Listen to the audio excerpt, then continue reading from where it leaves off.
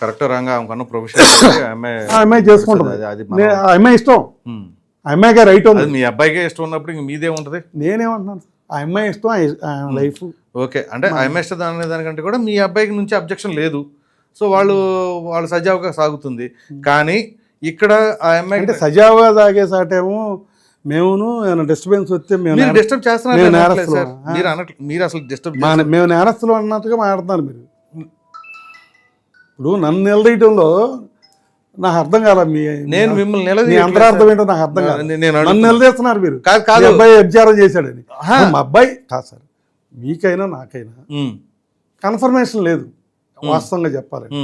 లిఫ్ట్లో ఫోటో చూపించో లేదా ఎదురుబోరు కూర్చొని ఫోటోలు చూపించో ఏయో చెప్తే చెప్పొచ్చు కానీ అలాంటి ఫోటోలు ఆమెకి ఉంటాయి, బోల్డ్ ఉంటాయి, బొచ్చులు. అవి కాదు, కరెక్ట్ కాదు అంటున్నాను నేను. ఆ అమ్మాయిని అంటాం కరెక్ట్, మా కోళ్ళని అంటాం కరెక్ట్ కాదు, అట్లాగే మా అబ్బాయిని కూడా అంటాం కరెక్ట్ కాదు అంటున్నాను. సో అంటే మీ అబ్బాయిని అన్నది మీ కోడలే సార్. ఇంకా సార్ ఒక్క నిమిషం సార్, ఫస్ట్ సినిమా హీరోయిన్తో నటించాడు. ఆ హీరోయిన్ గురించి వీళ్ళిద్దరు గొడవ పడ్డారు, అక్కడ స్టార్ట్ అయింది. ఓకే, ఆ హీరోయిన్ వల్ల గొడవ వచ్చింది. చెప్పాడు, లేదు అయ్యి అని చెప్పుకున్నాడు. నైట్ 3 దాకా షూటింగ్లో ఉన్నాం కానీ నైట్ ఫోన్ ఎత్తలేదు. ఆ అమ్మాయిని అని అడిగింది, హీరోయిన్తో పడుకున్నావా అని.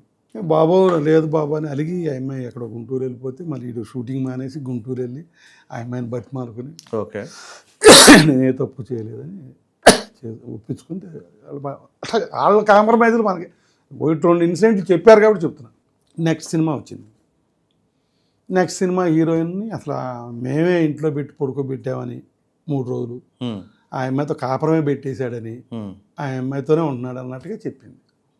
మీడియాలో చెప్పింది, మా అందరికీ చెప్పింది, మాకు చెప్పింది.